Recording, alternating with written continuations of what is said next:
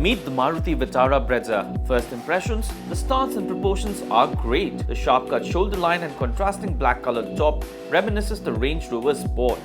But when it comes to the details, the BREZZA doesn't feel as rich.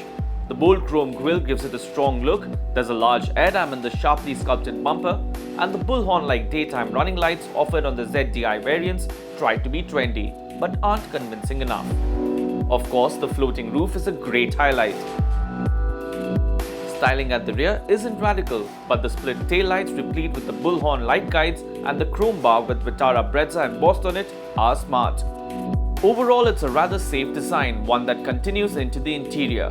Yes, it's simple, straightforward, yet smart. Some interesting touches are the textures for the dash top and, well, the instrument cluster, which has this spherical shape for the dials.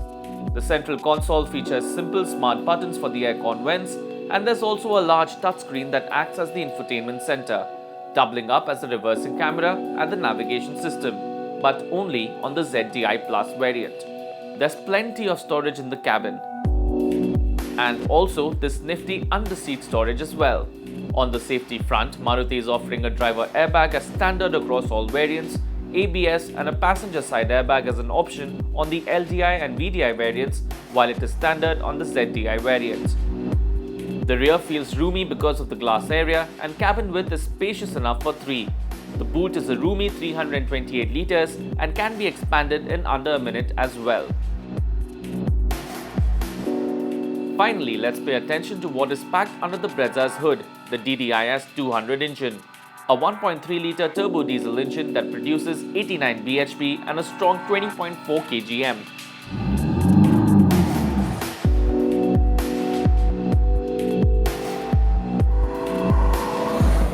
Like every other Maruti Suzuki with the 1.3 DDIS, you do get a fair amount of turbo lag lower down in the rev range, and then there's a sudden rush of power. But things are a little better on the Vitara BREZZA because the gearing is really quite smart. The clutch is light and shifts on the 5-speed gearbox require minimal effort. The other good thing is that the revs don't just die out, and you can use it actually to pass 4000 to about 4500 RPM quite nicely. And that makes this quite the nice engine for the highway. In fact, the BREZZA boasts of a 5300 RPM rev limiter, quite high for a diesel car. High-speed stability is truly impressive, and as you motor along for kilometers on end, you'll realize that the ride quality itself is pliant, with an absorbent suspension setup more suited for city roads. On top of that, wind noise, road noise and tire noise are almost non-existent, making this a fairly calm cabin. On the road, you realize that the seating position isn't quite as high and commanding as you'd like from something dubbed as an SUV. So, on the whole, the BREZZA isn't particularly exciting to drive, but it doesn't do anything wrong either. The way it turns into corners is quite planted, it feels solid, but again, it's not as quick or sharp as you want it to be. However, it does feel safe and planted, and that should do for most people.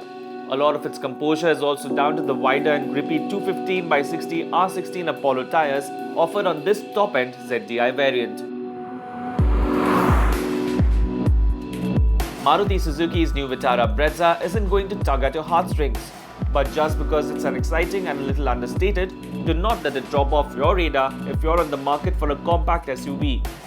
Because underneath is a solid and sensible, well-rounded SUV package. And then factor in the price that it's being offered at, and it's kind of hard to argue against Maruti Suzuki's new Vitara BREZZA.